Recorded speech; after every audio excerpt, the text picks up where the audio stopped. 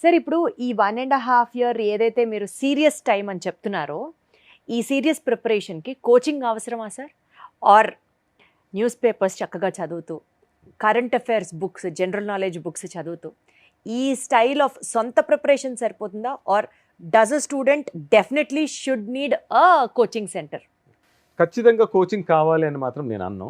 ఎందుకు అంటే సివిల్ సర్వీసెస్కి కావాల్సిన తెలివితేటలు కానీ లేదా యూపీఎస్సిలో అడిగే ప్రశ్న విధానానికి సంబంధించి మనం ఎలా ఆన్సర్ చేయాలి, ఎలా ఆలోచించాలి, ఎలా మన ఆన్సర్ని స్ట్రక్చర్ చేసుకోవాలి, ప్రజెంటేషన్ ఆఫ్ ఆన్సర్తో పాటు మనము ఆలోచించే విధానము 360 డిగ్రీస్లో ఉండే విధంగా మీరు మీ పర్స్పెక్టివ్స్ని మార్చుకోగలిగితే కోచింగ్ సెంటర్‌తో కోచింగ్తో అవసరమే లేదు.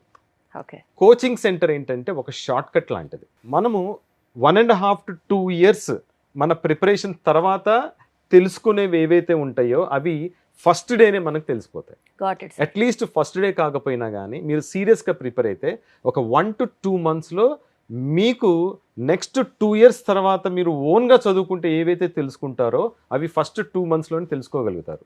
అంటే it's nothing but short cut అనమాట. Got it. సో ఇలాంటి షార్ట్ కట్ ఉన్నప్పుడు మీరు 2 ఇయర్స్ వేస్ట్ చేసుకోవాల్సిన అవసరం లేదు అన్నది నా ఉద్దేశం.